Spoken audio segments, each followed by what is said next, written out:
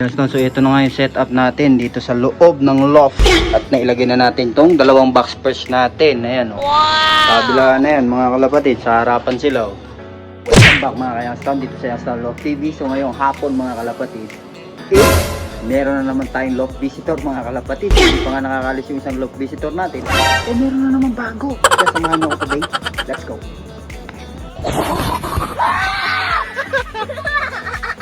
Like and subscribe. I can fly. I can fly. I can fly.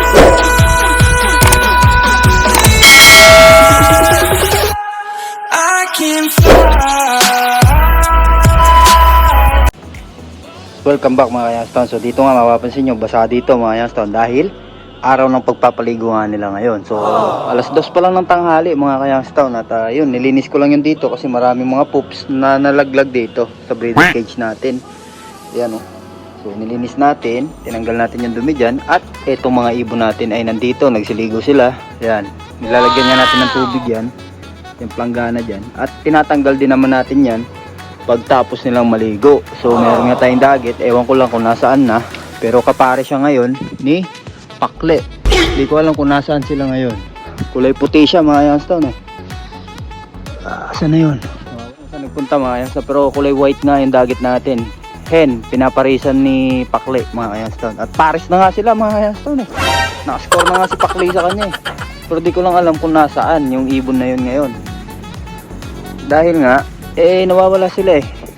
Hinahabol nung checkered natin at ni Pakle yung hen. Sana hindi sumama si Pakle at yung hen natin sa kanya. Dahil pag nagkataon, mawawala sila. Ito mga kalapatid, nagsiligo nga lahat to. Yan. Tapos itong MacArthur natin, lahi ng MacArthur ni Baa Perez, pinaliguan natin. Ayan, i-condition natin ulit. Ayan o, malungkot siya mga Kayangston. Ayan. So condition natin ulit yan. So sa tingin ko nandito yung puti mga Kayangston. Mamaya makikita natin yun. Yun na nga mga kalapatids, nakita ko na yung kulay puti at yung dalawa nating ibon na si Pakle at yung checkered na kapatid ni Season. Nagsilipad sila mga Kayangston dahil naka-score ata si Pakle. Tingnan natin dito, dadaan sila dito mga Kayangston, dumidire-diretso sila dun eh. Dun sa may sa may doon? Ano ba yun? Tarlac Medical Center ba yan? O yun, sa TMC, yun. Dire-diretso sila dun sa may Tarlac Medical Center. So tignan natin kung babalik sila. Pag dumapo yun doon, yung puti na yun, possible na sumama yung dalawa natin. Dadapo rin sila dun dahil pinaparisan nga nila yung puti na yun dahil hen nga. Akala ko nga kanina si Lightning eh. Pero nung tinignan ko yung singsing, kahit na nandito lang sa bubong, kulay puti yung singsing niya. Wala tayong breed na ganun, yung white yung kalapati natin, tas white din yung singsing. Wala tayong ganun. Yan. Tignan natin pagbalik nila mga Kayangston, kung kasama pa rin ba nila o hindi na. Yan. So tinanggal ko na yung harang dito dahil ilalagay ko ulit yung isang box perch. Yan. So itong box perch na to at itong mga to, itong B perch, tatanggalin natin yan. Tas itong box perch sa side na natin dito, both side, para mailagay na natin yung mga ibon nating iba na ipinapahinga natin. So yan, mamaya update ko ulit kayo mga Kayangston. Welcome back mga Kayangston. So ito na nga yung checkered natin, bumalik na siya solo niya. Wala si Pakle, yung white flight na green eye, no? Ang kapatid yun ng natin, anak ni Boy Tambay. Magkapatid sila sa tatay lang eh. Pero yun, anak ni Boy Tambay yun. Wala dito, wala rin naman sa bubong. Saan kaya yun? Yan, basta yun. Pinarisan nga nung anak ni Boy Tambay mga Kayangston na nakakross sa Biberman. May lahing Biberman yun, Coulson mga Kayangston. Yan, nawawala siya. Huwag niya lang sana samahan yan mga kalapatids, yung puti na pumunta rito dahil kapares niya nga. At tingin ko nga naka-score nga siya dun kaya lumipad sila. Diba? Ganun naman yung mga kalapati pag nakaka-score, lumilipad. Diba? Lumilipad sila, rumoronda. Yan, so mamaya uli update ko kayo. Kakabit ko muna itong box press mga Kayangston.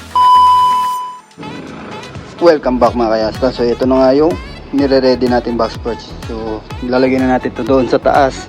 At ito nga yung dagit natin mga Kayangston, no? kulay puti. Ayan o, wedding line mga ka-youngstown. So, pinarisan nga siya ni Pakli. Ayan si Pakli, yung anak ni Boy Tambay. Ayan o. Yan, so may pasok na Viberman nga yan. Kapares niya na nga itong puti. Yan o. So kulay puti yung sing-sing kung kanino man to. Kung papasok man sa loob to, ipapakawalan din lang din natin. Ngayon kung hindi naman naalis, mag-aantay tayo ng club training mga ka-youngstown. Doon natin iwawala yan sa training. Yan, naka-ready na nga yung loop natin. Naka-open loop lang. Kakabit na ngayon natin to. Kabilaan na to mga ka-youngstown. Pag ganyan o, harapan. Para marami tayong malagay. Mapahinga na rin natin yung mga breeder na dapat natin ipahinga. At yun. So yun mga kalapatids, mamaya i-update ko ulit kayo pagka naikabit na natin yung box perch. So mamaya uli. Bye! So ito nga ay kakabalik lang natin dito sa likod. At hindi ko alam kung ito yung ibon na binigay ko kay Idol Madla or si Lightning to. Hindi ko rin alam mga kalapatids. Kasi si Lightning noon may sticker siya. Nakabalot yung sing-sing niya sa sticker, no? So siyempre kung sticker to mga kalapatids at binuksan natin to at kung blue yung sing-sing nito, malamang si Lightning to. So tignan natin mga kalapatids. Pero si Lightning kasi cock yun eh. So, tignan natin kung si Lightning nga to. Ayan. At meron pa tayong isa pang Jansen din na puti. Kulay orange naman yung sing-sing mga kalapatids. Kulay puti din siya. At meron din akong naging Alphonse na puti na breed ko din. Puti din siya pero hindi ganyan yung sing-sing eh. Hindi ko na maalala yung sing-sing kung anong sing-sing nung Alphonse na yun. So yun mga kalapatids, tignan natin pag na pumasok to sa loob. Actually nandyan na yan kanina, tumatambay na yan dyan kanina sa loob ng ano eh, dyan sa landing board. Nandyan na siya sa landing board kanina, pero binabara ko siya nitong checkered natin. Yan. At si Pakli naman ay nandun na sa loob ng loft. So yan nga, nandito nga itong puti mga kalapatids. Ayaw niya umalis kasi si Pakli nandun na sa loob. Kapares niya nga yun.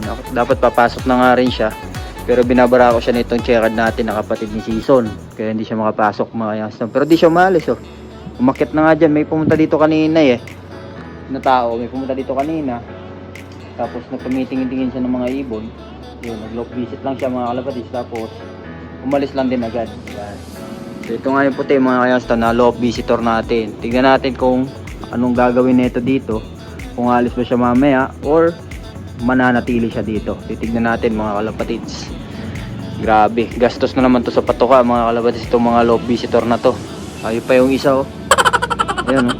Ayun yung isang loop visitor, yung unang loop visitor natin na white flight. Tapos sinama niya uli yung ano natin doon, yung anak ni Boy Tambay. Ayun, nasa poste na naman mga kalapatids. Pambihira kayo no. Welcome back mga ka-youngstown. So ito na nga yung setup natin dito sa loob ng loft. At nailagay na natin tong dalawang box perch natin. Ayan o. Kabila na yan mga kalapatid. Sa harapan sila o. Ayan. Nung sa ganun may pahinga natin yung mga breeder na dapat natin ipahinga. So harapan na nga lang to. Medyo sumikip nga lang yung kanilang buwelohan. Pero okay lang naman yan mga kalapatids. Kayang-kaya nilang gawa ng paraan yan. Ng mga ibon. Kayang-kaya nilang gawa ng paraan. At least dyan hindi sila magsisiksikan, mag-aaway-aaway. Yan, marami silang pagtutungtungan o pagtutulugan mga kalapatids. Yan. Okay, di ba? Ayos. Ito talagang saktong-sakto lang dito mga kalapatids. Oh. Talagang fix na fix. Yan oh. Yan siya. Ganda ng pagkakaano mga kalapatids. Yan. Lapat na lapat. Ayos. So yun, yung mga ibon natin nasa labas pa. At yung puti pala mga kalapatids, umalis na dito. Wala na rito yung dagat natin na puti. Sumibat din siya pagtapos niya maligo. At home yung ibon na yun. Dahil naligo pa siya dito bago umalis. And so hanggang dito na lang siguro ang ating video for today mga kalapatids. Like, comment, share, and subscribe. Ingat mga kalapatids. God bless. Bye. Like and subscribe. I can fly.